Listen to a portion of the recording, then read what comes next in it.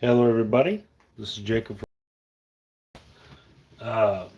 Mostly I'm coming on because I thought it would be nice to talk about the Super Bowl a little bit, but also do craps a little.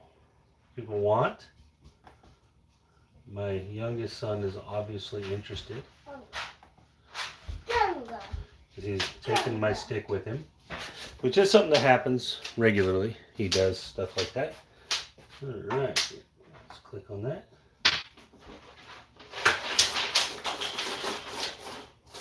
All right, can you hear me? Okay, so hey, sir, stop, buddy.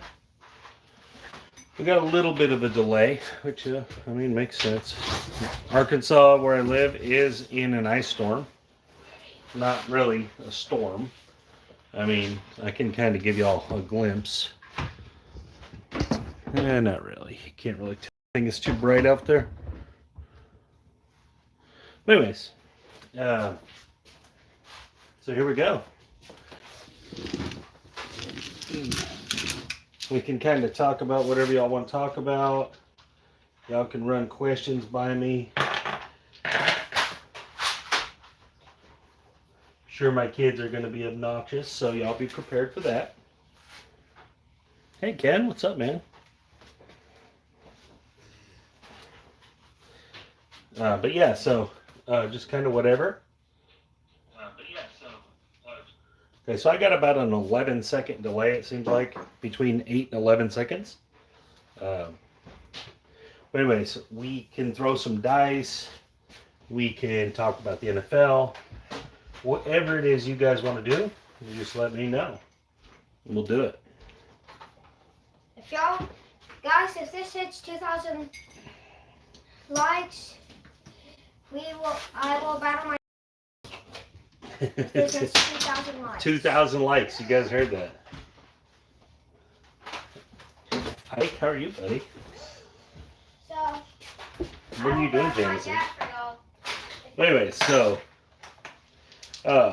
you guys, any questions? This is mostly just for you guys to ask me some questions. Talk to me. Sleepy, what's up, man? We can throw dice. We can do whatever. Awesome, Mr. Tim Bosch. But yeah, so, again, it is what you. Hey, guys. Yeah, nice, Eric. Yeah, I mean, the one thing about the Super Bowl that's unique to all the other games in the NFL, even more so than like even the Thanksgiving games, is that there is an overabundance of prop bets. So like they have on the Super Bowl, they do a prop for everything. I'm talking everything. And so, like, I mean, all the way down to how many times the president is going to tweet during the game, and I mean, just ridiculous stuff. So, but I really stay away from those kind of bets, guys. When I do it, when I bet on, I stick to the stuff, the standard stuff. I prefer it because, in my opinion, you can't quantify. There's no statistical measure really for that other stuff. So I just stick to the stuff that there is statistical measures for, and that's what I bet on. So, we can do whatever you guys like. You guys want to ask me questions, what I think about the game, you want to play craps, whatever. I just wanted to kind of come on here and talk to you guys, see what you guys are up to.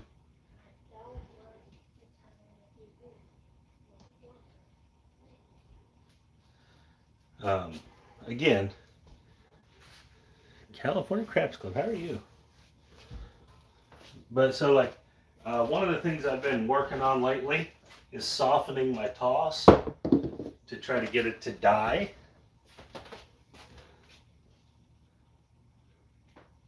Yeah, the Higbee bet was on fire.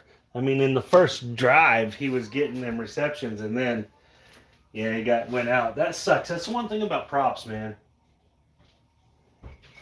Is that if you bet on a player there's small things that can just derail it, right? The player could be like less part of the game plan that day, and you just didn't know because they kept it quiet. And so all of a sudden now your player isn't getting the receptions or the rushes, or there's props are tricky. But I tend to stick to the barrel roll. Check the barrel roll. I tend to stick to the ones that are as consistent as I can, right? And that's where I stay at with the props. Very, very, very limited guesswork. Last week, honestly, guys, last week,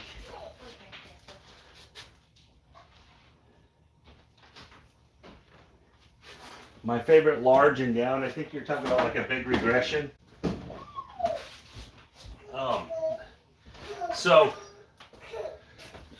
But yeah, hold on. Speaking of last week, like I missed a prop by a half of a pass attempt. I had Burrow to go over 38.5 pass attempts, and he had 38 pass attempts. That's how brutal last week. Last week was just, I got right to the edge of so many of those props and just couldn't get them in. It was rough.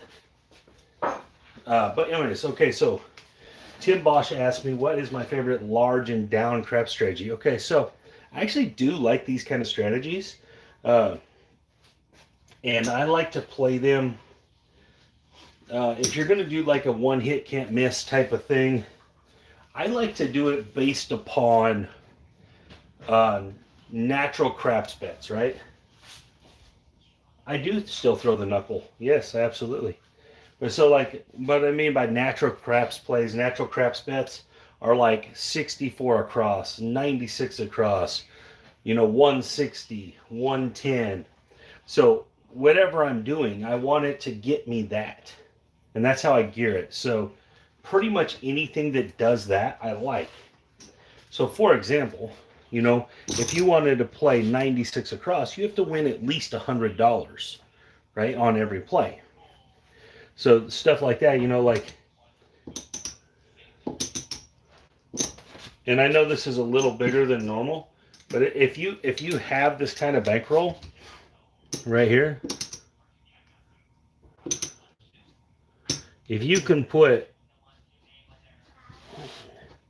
this bankroll right here,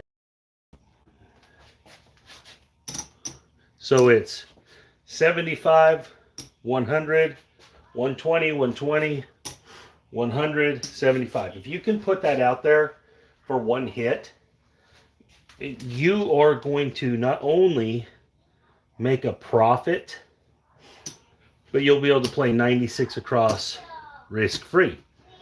Problem is if you miss, it takes a lot to get it back. And that's the big problem with regression strategies, right? Is that when you do miss, it's so hard to get them back. But like right here, I'll shoot this, all right? So obviously you're going to have a minimum line bet, so you're going to have $15 over here somewhere. And if I was going to shoot this, I would shoot my best shot I got, which is the 6.542, and I would just, do my best to try to win it. I would have everything working because all the shots are the same, and I would miss right there with a 3. All on point. So that would cost me $15. I would already be leery. You put it back.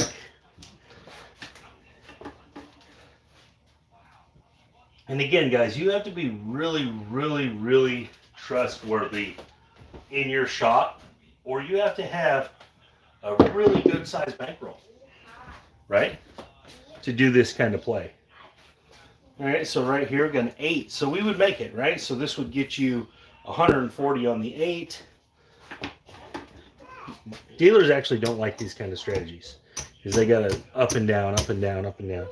You'd get your 140 on the 8, tell them 96 across.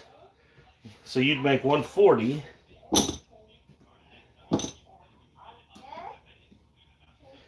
And then you'd throw 100 out and say 96 across. So you're pocketing your $40 no matter what. So that's the one great thing. And really, it's only pocketing 25 no matter what, because you do have a line bet. Mm-hmm. And so you know, these kind of strategies are fantastic. And honestly, it really does come down to, do you have the money to play that way? Because if you do, if you have the money to play that way where you can play very large like that, then you can do it, right? Then you can play that style. Because really, that style comes down to just making one shot. If you can make one shot every time, just one single shot, then you're going to profit seriously in the long run, because those 96 acrosses often will turn into, you know, a couple $100. But so I always say this is something I say. Strategy, dice control, all that is types of strategy, right? If you're a dice controller, that is also strategy. If you're a dice controller, it is your strategy, right?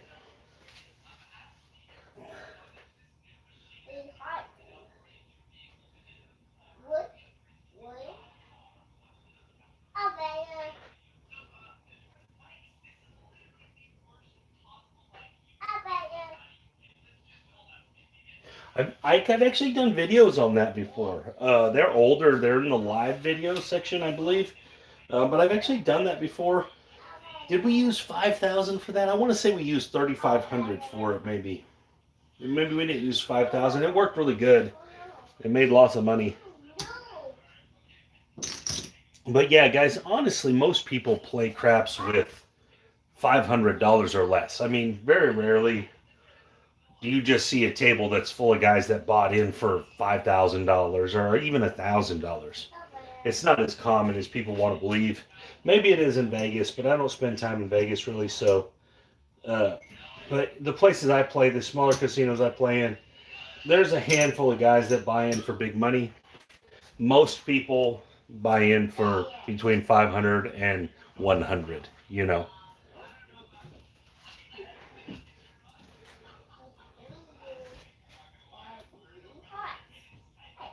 But yeah, I've definitely done that. I've definitely played that before. We did that a bunch of ways, and that kind of, I believe that led us into the anything but 12. And if you can play the anything but 12, guys, the anything but 12 is the only, the anything but 12 is positive EV. And by that I mean your expected value is actually positive in it, or if it's not positive, it's so minute, it's basically even. And if you don't know what the anything but 12 is, it's just like the anything but 10. So there's some craps tables, some crapsless craps tables out there that will allow you to lay the 12 or the 2, but you're laying it at 1 to 6, right? You have to put 600 to win 100. But the thing is when you calculate it all out, for the one time you lose it, all the wins, they either, if I remember right, they either profit just a little, or it's break even. But the thing with it is and that would be just playing it out completely by the math. But if you have anything but 12, right? So, for example, I'll show people right now what I'm talking about. So, $600. Okay, so this is a crapsless table now, right, guys? So I'm going to use the 2, 3, 11, and 12 as box numbers as well. All right, so then you go, what's essentially, most crapsless tables are $5 tables, or at most are $10 tables. But this is 6 to 1, 3 to 1, 3 to 1, and 6 to 1. So if you can, this would pay $100. Well, it's 95. But so if you could play it 10, 10, 12, 12, you know, if you could play it like this, you know, you got 10, 20, 30, 40, 50, 60, 70, 80, 90. Plus $5, you know, so you're a $5 advantage here. Now, obviously, if you have to do this, it's not quite $5, right? So you're at $1 advantage right there. If you roll a 7, you're going to make $1. The problem is when you do this, you know, every roll, all you're trying to do is miss the 12. Every single roll. So the great part about it is that most likely you're going to miss the 12. The bad part about it is when you do hit the 12, you're going to lose. So if you were pretty good at missing the 12, which, I mean, I don't know how you could quantify it, because the standard deviation of missing the 12 would be 72 rolls, because it would be 1 out of 36 doubled. So you'd be looking at, you'd have to be able to beat 72 rolls to kind of prove that you were controlling the 12. All right? I rolled it out one time, and I can't remember, guys, how far did they go? It went like, I can't even remember, 196 rolls or something like that. It was some crazy number. It never hit the 12, and all I was doing was randomly rolling it. That was it. So if you can miss the 12, now some places allow you to play this. So, and actually, it's actually been stopped a few places when guys watched my channel and then they went and played it. And the reason a casino wouldn't want you to do it, it's not because they're worried about the expected value of it. It's because they're worried about this. All right? You're working, right? You rolled a 10, right? That 10 is going to win $19. It's one hit. Next roll, you roll a 3. That right there is going to win $30.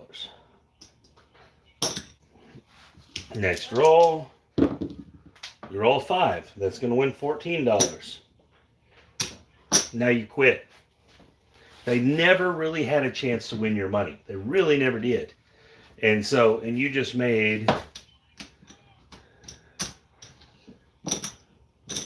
50, you just made 60, almost $70. And so this is why most places don't want you to do it, because the short game is too powerful with the anything but 12 or the anything but 2 or even the 3 or the 11. I mean, in any instance, you roll them so few times that it's just the short game's too good. And so that's one of the reasons why casinos don't want you to do it. Now, a handful of casinos will let you lay those numbers on those craps tables. If you are by them, I would take advantage of that if I was you. I am not by one. I think the closest one that will allow that is in Shreveport for me. But still, if you can play that strategy, play it. And I know people are going to say, but if you hit the 12 one time, you're down 600. Sure. Yeah, you got to have, $2,000 or so to play it. But you're going to win so many times compared to the $1 or $2 $600 you lose over 200 sessions probably.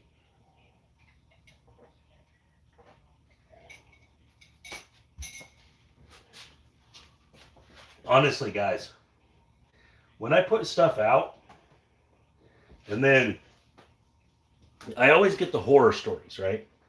So I always get the horror stories. And that means, like, if I say play anything but 10, you have a 92% chance to win on every roll.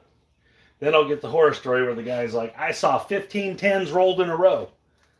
Well, I mean, maybe you did one time in your whole craps life. You've seen this, and so that's the horror stories never tell the story of, yeah, I only saw it once ever, and I've seen a bazillion other rolls. And that's the thing. It's kind of the same way with the don't, right? When people tell you not to progress the don't, they harp on, don't progress the don't progress the don't. You can see way too many come out losers in a row. But the truth is you only remember them because they were unique. You don't remember all the times that the 3 or the 2 rolled, or it went 0.7, or it went number 7. Those aren't fresh in your mind. But the time it went 7 7 11 7, you remember that clearly because that's unique. But you don't remember when they rolled an 8 and then a 7. Then point comes out 5 and it goes 9, 10, 7. And it does that for 5 or 6 players in a row. And they don't remember that because that's too common to the game. It's too normal. People only remember the unique stuff, right? Because the numbers don't bear out the unique stuff, right? The numbers only bear out the consistent stuff. And so the horror stories are always like, I lost $5,000 playing that. And they don't tell you about the $50,000 they won over 5 years and the one time they lost 5,000.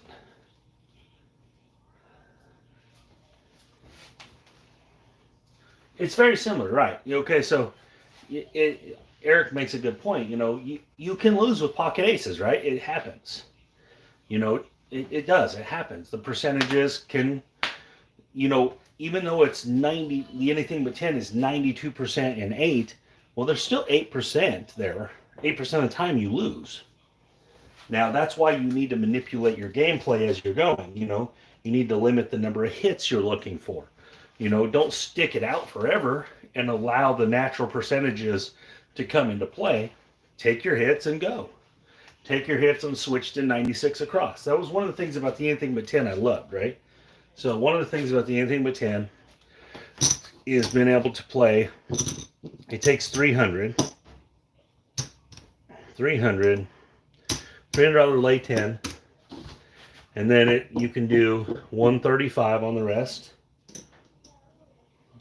And when you do this, if you hit 3 box numbers before a 10, you'll have made at least $100. So then you can switch to 96 across, either on that shooter, the next shooter, whatever. So let's just see if I can do it. Everything's working. Let's see if I can do it. 7, okay? So that's going to win like $7. That doesn't count. Just box numbers. There's an 8. Okay, so we would have won 35. Because remember, this covers this.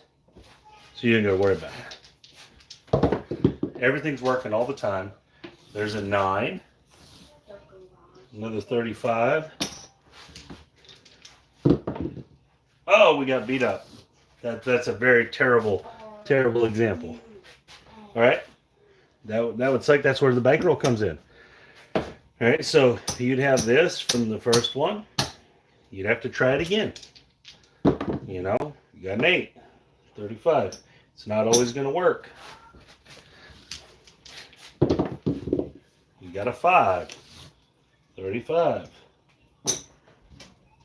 You got aces. That's not going to do nothing unless you're playing that. And there's the 9. Okay, so you made it this time. You made it to the goal. So then you drop down to 96 across. So let's put that out there. I'm just going to show this really quick, right? So let's act like that's 96 across now. There's no more lay 10. It's 96 across. You took your $100 and you spread it out. All right, now you're just going to work all the time. And you would have lost right away. That sucks. But, you know, it could have easily went 3 or 4 more rolls and you won a bunch more money. And so you do this time in, time out. You're gonna roll 3 numbers often before rolling a 10, especially if you're trying to miss them. All right, there's a 6, and this is just a quick example. And I'm not even trying to control the dice. I'm just randomly rolling them. And there's another 9. That was not a 12, that was a 9. All right, so we would have made it again, right? Another 96 across. Save our little nickel. This would look like 96 across now. No more lay bet. We would have won $27 right there because that lay bet wouldn't have been there no more. It would have been $15. So there's one win. Remember, this is our 96 across. All that would have been down. And then an 11, that's not going to do nothing. And an 8, there's a $21 winner. And so this is what I'm saying, is that it can easily play out like this as well. And there's a 6, it's another $21 winner. So as long as you're not just trying to ride it out, and there's a 7, okay? So you'd have lost your 96, but you would have won whatever this is. And then you could have guaranteed this as profit. Right?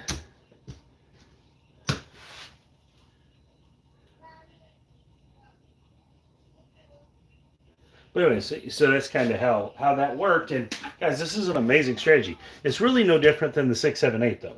It's really still the same concept. You're using a cover bet to play the box numbers. All it is using some kind of cover bet for the 7 to play light side. That way you don't just lose all the time on light side. Because light side is the fun way to play, right? Okay, so 6, 7, 8 inside versus across. Which one do I like and why? Well, all that just depends. It literally only depends on the size of the don't that I'm playing. How much risk I want to put on the don't. That's all that. I like both. But so, for example, if I have a $100 don't, and let's say it's a 5, all I have to do is put $81 out there to get the rest of the numbers. I like that. All right. On the same instance, if I have the 5, I can put 30 and 30 and 15 and get all the rest of the numbers. So I actually like that better. So I actually prefer, if I'm playing the 6, 7, 8 style, I prefer the 5, 6, or 8 as my point, so I can play the iron cross behind it, because this is $75 versus 100. I get every single other number, the 7 included, as at least a $20 winner. Oh, 15, I guess, in the field. Sorry. So at least a $15 winner. Roll in, roll out. Now, across, the one cool thing about the across is the iron cross is kind of hard to press, right? It's kind of difficult to press, where across betting is not. So that's one better thing about the across betting, right? So if you were across like this, it's so much easier to press that, right? You can press this really easily. No matter what hits, you can choose to press that number, other numbers, multiple, 2 numbers, you know. There's just so much more press-wise you can do when you play across. It's much more difficult to press this, because in the iron cross, if you roll the 6 or the 8, you're going to lose the field. So this here will win bigger money. The iron cross will win more often. So it's just kind of however you like to play at that point. If you'd rather win more often, you should play the iron cross. It's going to be higher action. You're not going to win as much per. Now this way, 2 or 3 hits and you're pressed up pretty good, right? So let's just say we had a 6, a 9, and a 10, right? So 6 is going to be 21, 9 is 21, and 10 is 27. Nice, I like that. So right here, if you just half pressed all of these, right? So if you half pressed, you're like there and there, you know, this one would be there and there. And then let's say you had there and there. Okay, so you would rack $37, but these would all be bumped up. And this was just with 3 hits. Now you're looking at a pretty healthy board out there for just 3 hits. And so this is why it's so much easier to do this. It's a lot harder to press the iron cross. I prefer the iron cross because you gain the horn numbers, and if you're willing to place the 9 and the 10 and the 4 as you win, you're going to start having double up wins. So that's why I prefer the iron cross. If you get the 5, 6, or 8, it's cheaper. You don't have as much risk on the table. Your 7 will be more valuable. So that's a lot of that. That's why I prefer to do it that way. But any of the ways are great. All of them are profitable as long as you'll stay very consistent with, you know, collecting profit as you go. That's one of the things that power pressing doesn't make a lot of sense, because the way craps works is as you roll the dice, if you're not rolling a 7, you're just one step closer to it. So if you keep putting all your profit back into the game, you're losing it more often than you're winning it. And people can argue this with me all the time, but I see it. I see people power press. I see 4 or 5 hits, guys power press because they hit 5 different numbers, and so they want to double that number, and then it's 7, so they win nothing. You know, where my half press, I won half the money. And so, again, it's kind of like the 6 and 8. Like, it really doesn't make any sense to power press the 6 and 8. Let me show you why. It makes actually 0 sense. right? Now, just for the first hit, but the first hit is the first power press, right? So let's say you hit the 6. You won $35, right? You press, you collect 5. So now you have 7. You have 70 at risk, right? Well, or you have 60 at risk to win 70. Problem is that if you roll a 7 right here, you've lost $25. So it really doesn't make any sense to do it. If you're going to play the 6 and 8, you should probably play higher first. So like if you're playing is to get to 90, like a lot of guys I know like to get to 90 because then it pays 105. Just start with that. If you can start with that, because you're going to do that, you're going to be able to make that work far more often than hitting a couple 6s and 8s to press up and then hit another one to make money. So if you can start there, now when you win, let's say you hit one of them, right? You win $105. Uh-oh. Did I lose you guys for a second? But you see what I'm saying? Like, this is a far more logical way to play this than to try to power press up to that number. It just, honestly, guys, power pressing just doesn't make all that much sense. Not from the way craps actually plays. Now, if you're some kind of superstar dice controller and you can repeat the same number 24 times, then yeah, hey, more power to you. You don't need my channel, so you don't need to hear what I'm saying if you can do that stuff. But honestly, it just really doesn't make a lot of sense. And half pressing, so there's another way to press a lot of people like, right? Yeah. But so another way, like people like to press, collect, press, collect. Well, that actually doesn't pay as well as half pressing. So half press the whole time, you're collecting and pressing at all times. So each roll has the opportunity to make more money, as opposed to one roll wins, one roll presses. One roll wins, one roll presses. If you're willing to do that, you might as well just press half the winnings each time, which is, in my opinion, what is the correct way to press. If you'll press half your winnings, and it doesn't even matter where you put them, guys. You can put them on any number you want. You can put them on the hard ways, whatever you feel like you should do with them. But if you're going to reinvest half the winnings each time, you will consistently do better. If you're just going to same bet the whole time, guys, the truth is, same bet is the same lose. Same bet, same loss. You're going to have the same craps game each and every time we go out. If you just same bet, same bet, same bet. This is not a knock on Dave from Same Bet. This is, if you'll same bet on every win, you know what? You're going to have the same loss every time.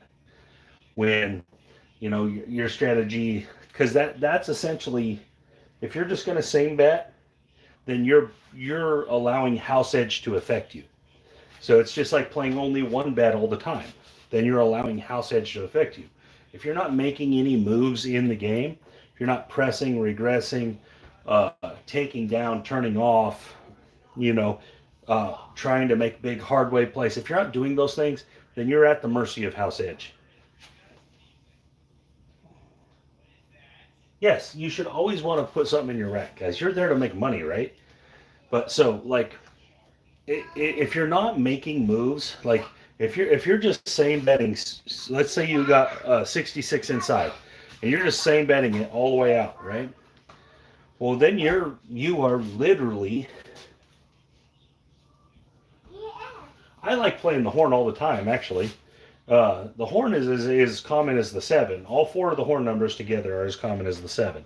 So I like playing it all the time. Either I'm playing it through the field, or I play it through the C&E or the horn. It just depends on. I prefer to just always have it going because, I mean, it hits, right? Horn numbers happen, so you might as well make money on them. But like, let's say you have 66 inside, right? And you just keep same betting. You are literally stuck in the house edge then.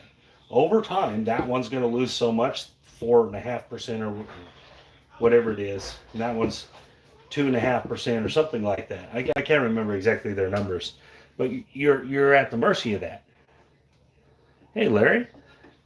Whereas if you're starting out with 110 inside and regressing down after one hit to, if you're starting 110 and then you hit one time and you regress to 36 on the 6 and 8, 18 on each. Now you only have $1 invested and you still have 2 bets out there. I mean, and that's the way you attack house edge. That's the way you eliminate house edge. That's the reasoning behind when I say to people that house edge doesn't matter as long as you play the game of craps from an advantage standpoint. And by advantage, I don't mean controlling the dice. I mean just using your head and playing it like, okay, I just won $35 and I can play the 5 and 9 for 30. So I can still have 2 bets out there, but I can have collected $5 no matter what. So if you play like that, right? So if you can play 110 inside here, this is very simple gameplay, right? I just kind of showed some of this the other day. You play 110 inside, I'm just going to roll it. We're working all the time, see what happens. There's the 9, bam, right there, right? 5, 4, 9. You're going to win $35. All right, now you take this down, and you're like, okay. And you say, now I'm going to play the 4 and 10. All right, you made $5. Can't take that away from you. All right, you've made more than you have out there. Let's see if you hit again. You didn't hit again, but you know what? You made $5. There was you beat the house edge, and that spot right there, you absolutely beat the house edge. And that's just the truth of it. So you do it again. You got $5 in profit so far. All right, everything's working. Let's see what happens. 6. All right, $35. Same thing. You're like, okay, this time I'm going to play the 5 and 9. So now you got $30 at risk, but you made $35. All right, maybe you hit again. All right, there's the 6. We're just going to work all the time. There's the third 6 in a row. That's nice. 8, square pair. Subscribe to those guys for me. Yo, 11. And square pair again. Boy, they're hot today. 4. Dang it, we should have been on 4 and 10, huh? But you see what I'm saying? We're playing for free here. Boom, we hit another one. Bam, look at that. Got a 9 for $21. Now, this is a different kind of $21 because this is all profit. So this is a whole different thing here. So being that there's no risk involved in this $21, you could do whatever you wanted with it. You could be like, you know what, I'm going to put 20 of it in the field or maybe 15 in the field. Try to turn this into a 4 and 10. So let's see what happens. 6, okay, so it didn't work. Oh well, right? Oh well, it didn't work. It was all profit. There's nothing risk there. So you've already beat house edge. If you've regressed to this, you've already beat house edge. There's no house edge at this point. There's a 4. Because you've already profited and you have less than you've profited on the table. And there's a 6. This is an amazing roll. And there's 7 out, okay? So in that shooter, sure, it didn't go perfect, but you won $11 overall. And so again, guys, these are small, simple ways to defeat the game of craps. The problem is people don't like to do that, right? People like to play like this. I'm going 110 inside. I'm going to press it up, and this is how we're going to do it. All right, so 5, bam, $35 winner. All right, press the 6, full press the 6. So they're going to yell. You got $5 in profit so far. And they're like, bam, 6, nice. $70 winner. I want you to press 5 and 9 and the 8. So that's what they're going to do. Dealer's going to have to change us in for 25. All right. 7 out. Just like that. I swear I see that happen right there so much of the time. They had 110 invested. They brought back 5. They pressed it all. They pressed it to lose. Right? They made over $100. but pressed it into loss. It just doesn't, that style of play, guys, just doesn't make sense. It doesn't make sense from the way the game of craps works, from the way it rolls out. When you're actually at the casino, the things you actually see. And that's why on my channel I always talk about covering the 7, mitigating the loss on the 7. There's a lot of ways to do that. You don't have to play the don't. You can just regress to where you're playing with only profit. And then you don't have to worry about the don't or anything. But so if you'll consistently mitigate the risk on the 7, however you choose to do it, you'll win more often, guys. I'm not saying you can't lose. Of course you can lose, but you'll definitely do better more often. Okay, the other day you are 4 plus 10. Sure, absolutely. Yeah, if you with your bankroll to add the 6 and 8 into that too, you definitely will make more money. That's a very good strategy right there. And the reason I use the 4 and 10 in that one is because the 4 and 10 have an equal number of rolls to the 7, right? So there's 6 ways to roll 7, 6 ways to roll 4 and 10. Since the 4 and 10 essentially pays, if you're progressing it, then you're still going to roll the 4s and 10s, right? And so you should be able to at least maintain, right? And then you'll have a handful of times where you go on a little run of 4s and 10s and you make some money. And so that's kind of how that works. And that's a really good play. And yes, if you can use more numbers to do it, it's really no different than, okay, so there's an old strategy. They used to call it the casino killer. It's called the Kaufman 444. I don't know if you guys know what the Kaufman 444 is. But the Kaufman 444 is a huge martingale strategy, right? It's what it's saying is that you come out here and you play across the numbers, let's say for 360 or 320 across. And then your next one, you have to multiply it times 4. Right? So you go, the net, what is that? It's like 12, it's like 13 something across. And then it ends up, the last round is like a $12,000 bet out there across the numbers. Not on each number, but total. Now, but the thing is to lose, you'd literally have to roll 4 7s in a row, or 4 7s before you rolled a single box number, right? Which is very difficult to do, you know, without rolling one single box number to roll 4 7s. Does it happen? Yes, it does happen. But will it happen consistently? No, of course not. And so that's why a lot of guys played that a long time ago. If you have a big bankroll, the Kaufman 444 is actually a pretty good strategy to play.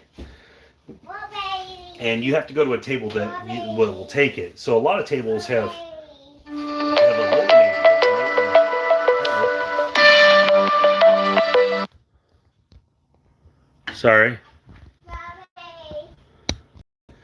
Are you guys hearing me? Go show mommy. Sorry, my phone rang. And yes, you can lose all your money that way. But those guys that play in that way, guys, the guys that play that way, they have big money, right? Or they're these gambling groups. Okay, so I know some of you guys know this, but there's gambling groups out there, right? There's groups that pool their money and they gamble with it. This is a very common thing.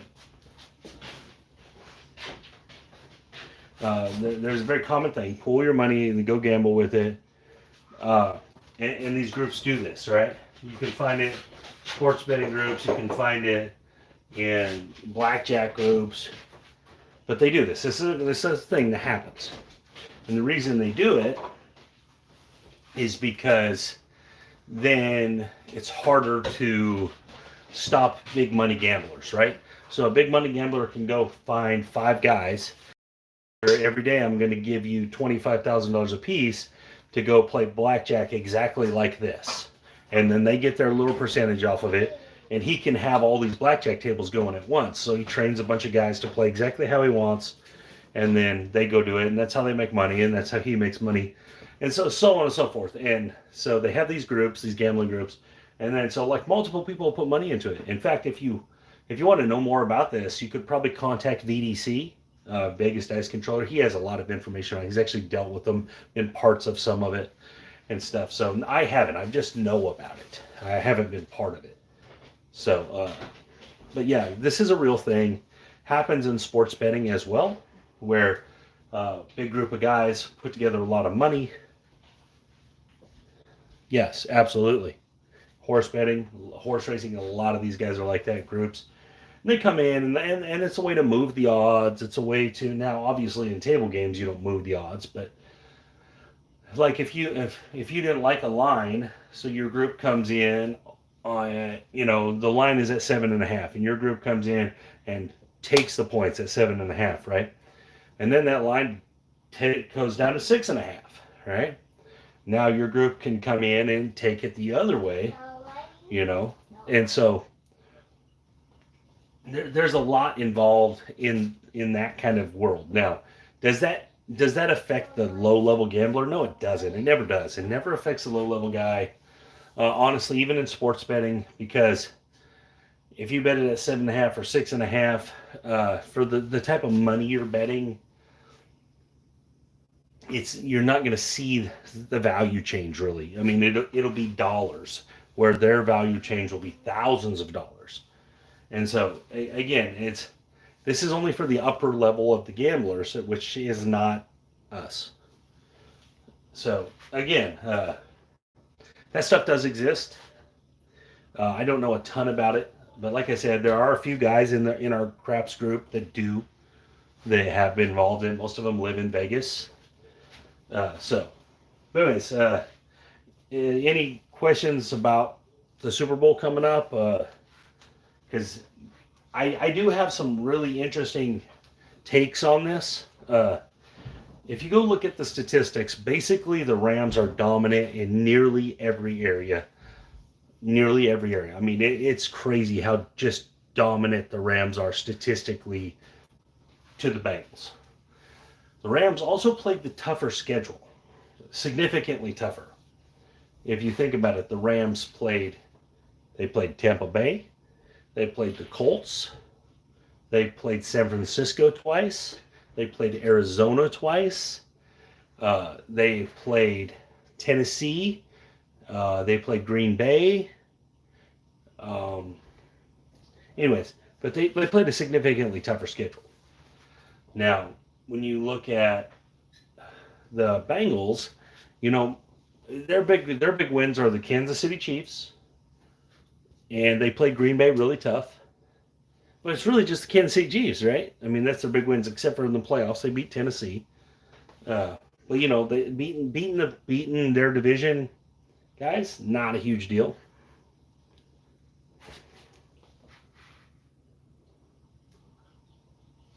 It's not a huge deal that they beat Pittsburgh twice and Baltimore twice.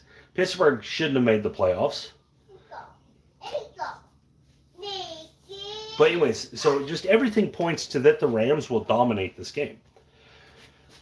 And I actually believe it too. I actually think the statistics are right on this one, and that the Rams are that much better.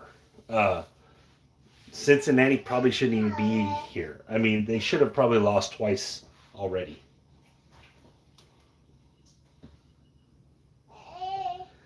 But anyways, what's up, Skill? How are you, buddy? Life's pretty good. It's just all, it's all snowy out. We were sledding earlier today. I posted it. If you guys saw it on my post, I had to make my kid a sled because it's Arkansas and we don't really get snow. So I had built him a sled out of a piece of metal tin. I know how to do that stuff. I was a poor kid, so. But anyways, don't overthink it, guys.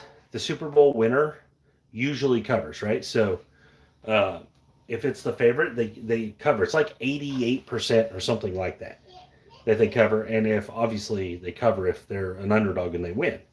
So, but it's crazy like this. So most likely the Rams cover the 4.5. I know it opened at 3.5.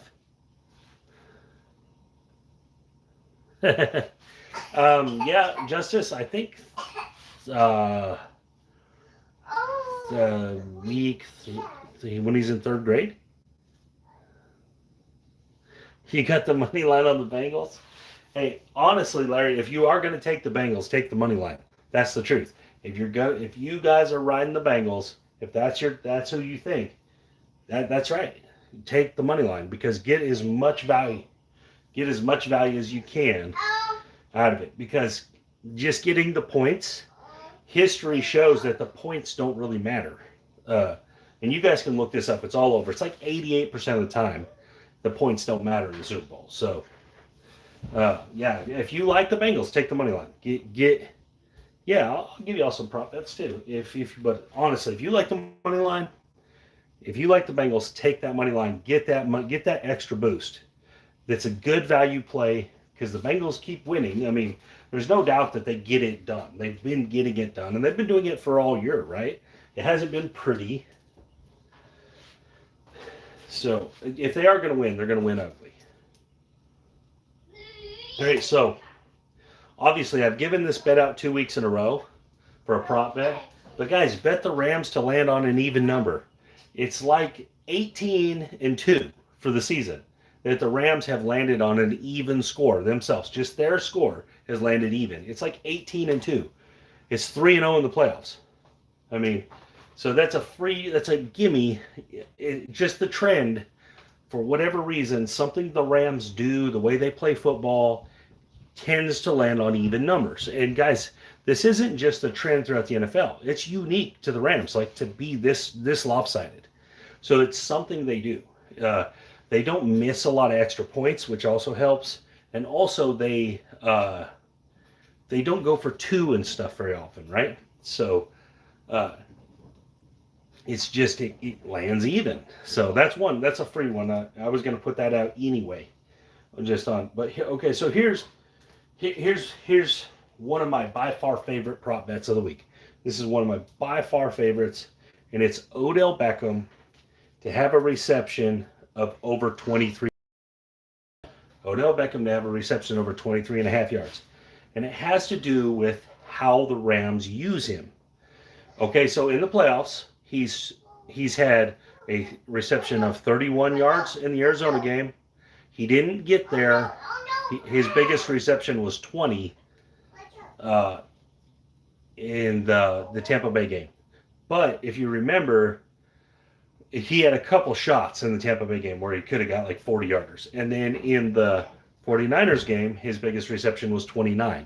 So you're getting pretty good value there on Odell Beckham to have one catch, a single catch in the whole game that is for more than 23 yards. He has one 24-yard catch in the game, this prop bet wins. And let me tell you what I mean. Yeah, it did work last game. Absolutely did. You're right. The way the Bengals play, they play at two high safeties most of the time.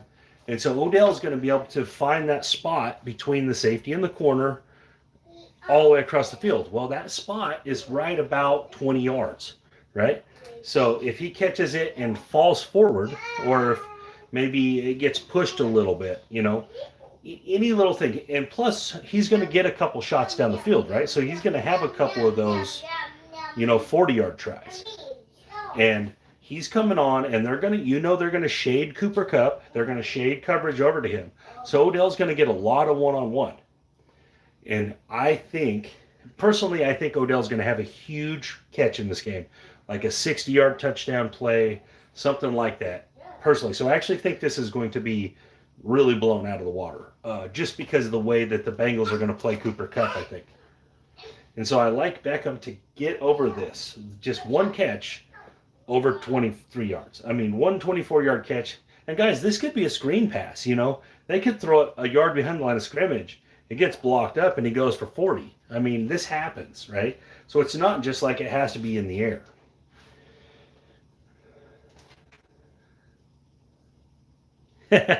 That's funny, Skill. All right, so another one that I just really, really like this one. And it's a little different than most of the time, but I like Cincinnati to make the longest field goal in the game, right? So I think that Cincinnati is going to kick a couple 50-yarders in this game. And their kicker is a weapon. This kid is a stud. And I think Cincinnati is going to struggle to move the football a lot. And so I think they're going to get caught in those 50-yard field goals, right? So as long as the Rams don't kick one longer than them, all right, and as long as he makes one of them from 52-ish, as long as he makes... Hold on, let me talk to my kid. Boo boo. Shh. And so I like this one a lot too. I think that the Bengals are going to struggle to move the football, and when they do move the football, I think they're going to get stopped around the 40, just like the 49ers were, right? The 49ers kept getting stopped right when they'd cross midfield, right? The Rams defense would hold up and force punts, and this happened repeatedly in that game. And I actually think the Bengals are going to have the same problems. So those are some pretty good prop bets that I already have bet myself. So again, I like those ones a lot. They're some of my favorites. The Odell Beckham one is my favorite. I actually think it could probably win on the first drive.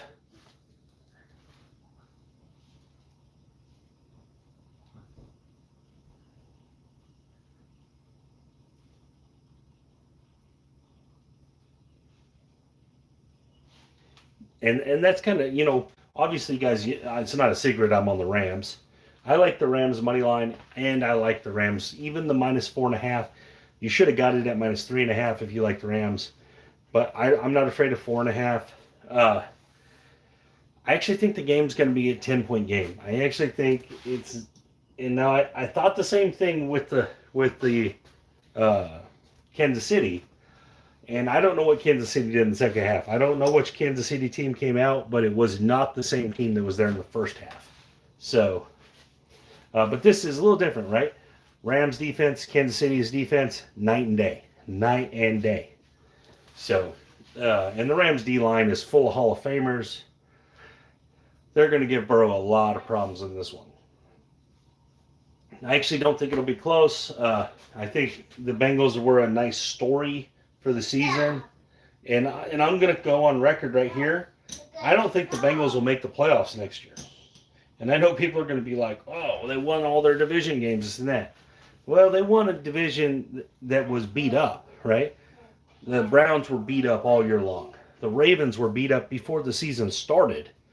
And the Pittsburgh Steelers, they had a Ben Roethlisberger that was 98 years old. And then, they were trying to redo a whole offensive line, and their guys are in and out there too. I think Cincinnati just happened to catch the right year where their whole division was beat up, and they caught all these teams hurt. Well, that's probably not going to happen again next year. I actually, believe it or not, I actually think the Browns are the best team in the division from a talent standpoint, from just pure talent, minus their quarterback. He's kind of their weak link, right? So I actually think the Browns are the most talented team in the whole division, but the problem is they were just hurt all year long. So I think we're going to see a very different story next year. I'm not saying the Bengals won't be a solid football team. They will be. I don't think they're going to make the playoffs, even with the extra playoff team. I don't think they'll make it. Personal opinion. And when they lose the Super Bowl, there's the Super Bowl hangover thing, and that's pretty real. It works a lot of the time. And so I actually think that's one of the things that's going to kind of come into play. But personally, I think the Bengals are somewhat pretenders. And they just kind of had the ball bounce their way throughout the playoffs here. And I think just like the 49ers, kind of had the ball bounce their way throughout the playoffs, I think their luck's going to run out. And there you go. You're going to get the Rams as your Super Bowl champion. Matthew Stafford is going to get his ring. Aaron Donald's going to get his ring. Stafford will, put the crowning jewel on a Hall of Fame career, just like Aaron Donald. I just think the Rams are the better team overall. I mean, And I actually don't think it's close. Like, I don't think they're even close in talent. It is one of the things why I'm just really heavy on the Rams here. Now, for a little context here, back in August with the Square Pair guys, I picked the Rams to win the Super Bowl. So I am also sticking with that. That's part of my thought process hasn't changed on it.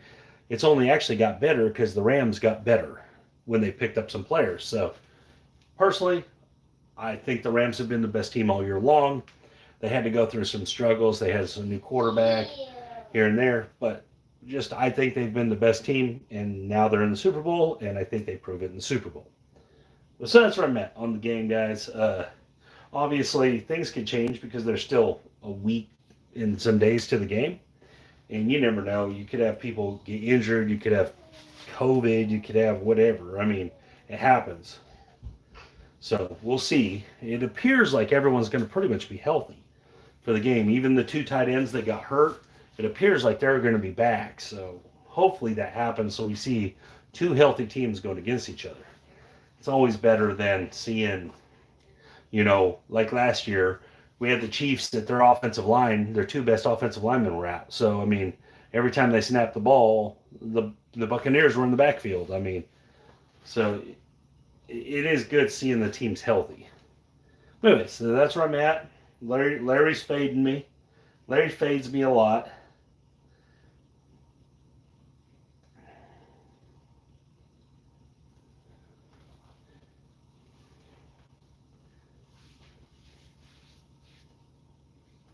So, anything else? What do you guys got to add? You guys got any props that I need to know about? I mean, you guys are probably pretty good sports bettors yourselves. So I would like to hear your opinions as well.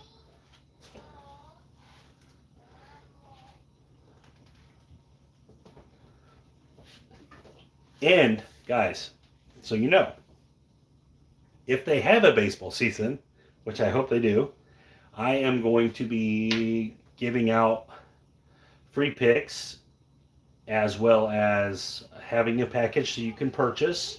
It won't be expensive. This is will only be my actual second year of putting picks out where people can see for baseball. Last year I did, and I was doing pretty well. Some of the guys that were following me could vouch for that. I think I ended 90-something and 70 or something like that. 96 and 70 or something like that. And mostly I just use the totals. I just pick the total higher, over or under. And I base it upon basically, hitting efficiency, getting on base efficiency. But I have developed some side bets, so to pick a side, by the side I mean pick which team wins. Nice, I like that one, Larry. I really like that one. I actually almost bet that same bet earlier. I really like that bet because I do think that they will end in a lot of field goals, and obviously the first one. And I think the Rams haven't given up very many first drive touchdowns. I can't remember. I'll have to look that stat up, but I think it might only be like 1 or 2 all season.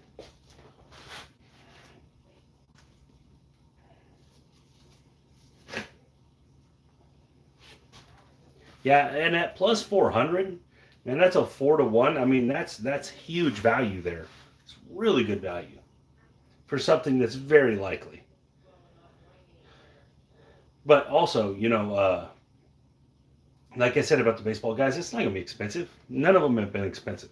And you'll get daily picks from me on baseball, on totals, on sides, on 5-inning sides, probably some home run. Yeah, Cincinnati's kicker's a monster. And he's a baby, man. I mean, they have him like his rating. He's only like second to the Baltimore guy in kicking rating, because like he's just so good. I mean, and he's a rookie, so I mean, in the playoff games he's been kind of calling a shot. He's He's like, all right, we're going. He's been, before he goes and kicks the ball, he's like, we're going to the next round. And he just goes out there and boots it through. I mean, that's the kind of kicker you want. No conscience, just goes out there and kicks the ball. You know, I mean, the best kickers, that's what they always do. They just run out there, boot the ball. You know, their job is to kick the ball. So they've been doing it their whole life. You know, it's no different just because it's a different game. They don't let them nerves get to them. They just go out there and kick it, and it goes in. I mean, the kickers that let it get in their head, that's when kickers start losing it, right? You get a kicker a head case, you might as well get rid of him. But yeah, no, I love that. I love that play.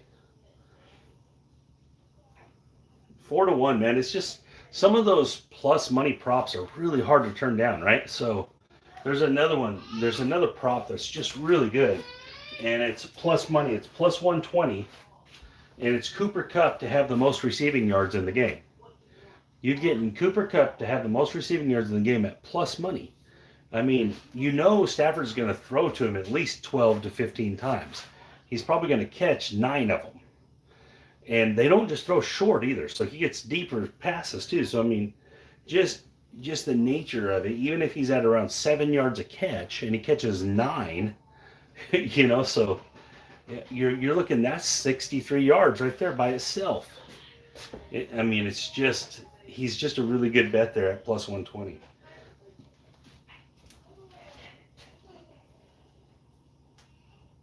On the total, I don't really have a play on the total either. So it's like,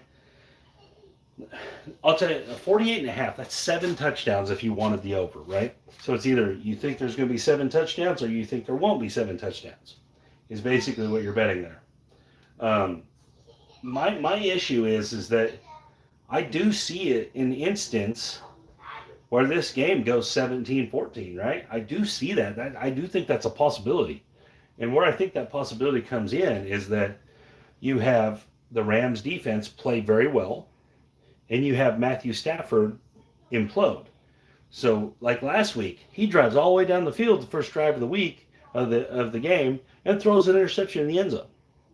I mean, honestly, the Rams significantly outplayed the 49ers in the game and barely won.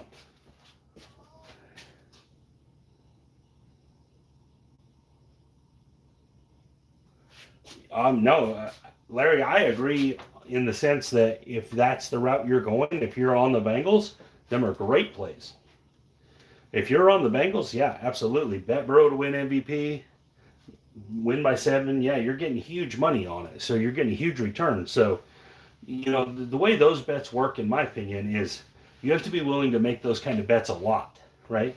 You have to be willing to make those type of bets where you're betting an underdog to win big, because you're going to get huge return on them. So you only have to win about 1 out of every 5 times on it, and you should be making money.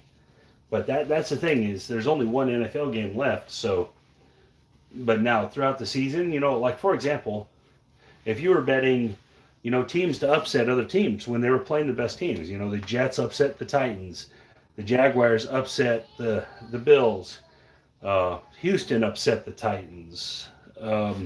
There was another crazy one. I can't remember it right now. But there's a handful of really crazy upsets this year, right? So if you were just playing those every time, you were getting huge money to bet those on the return. So you probably would have made money betting those crazy upsets. Oh, I bet. Yeah, absolutely. You know, like the 49ers. I was on the 49ers. I thought the 49ers plus the points was a great play based upon there was weather, based upon the 49ers. It's hard to play against their style, based upon Aaron Rodgers' consistent lack of winning in the playoffs. So I thought that there was a lot of value in that, and 6 points the 49ers were getting. And then obviously they just won the game. So I really just, you know, those kind of bets, sometimes a team is getting points, and a lot of times it's a significant amount of points, right?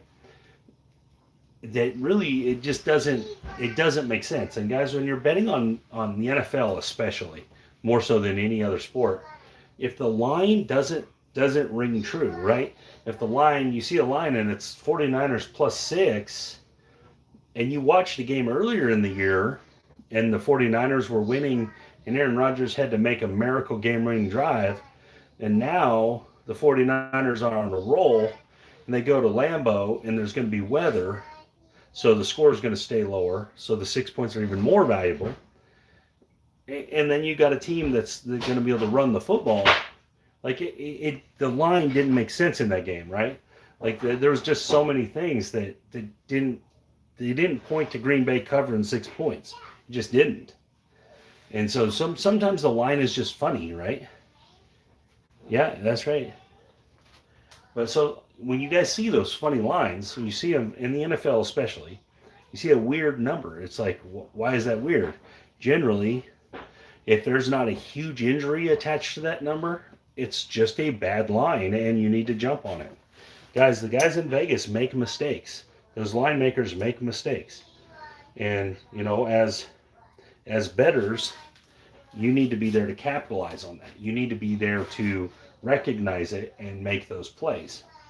It takes time and a lot of experience to really get good at recognizing those bad numbers, but they're out there and they happen every week, guys. It happens every week in the NFL where there's bad number out there. Especially early on in the season before they know what every team is about. Early on in the season, you can, if you're really in tune with a team or a couple teams, you can find bad numbers and you can get big advantage. But again, guys, I gave out some props. We threw the dice around a little bit. I've been making a lot more videos lately because I just want to get back into making videos and getting back into contact with you guys and try to readjust some of what was going on, try to get, you know, back to normal. Anyways, guys, thank you for watching. Thank you for hanging out with me. It's nice to see a bunch of you guys I haven't seen in here in a while. Not your fault, my fault. And guys, I didn't quit doing the $500 a day series. It just got boring, and so I thought I would just lay it down for a while and pick it up later, because it wasn't getting exciting, right? Like I wasn't having any stress in it. It was winning in like the first 3 shooters, so it just kind of got boring. So I moved to some other stuff for a little while. Anyways, guys, thank you for your time, and you guys have a great day.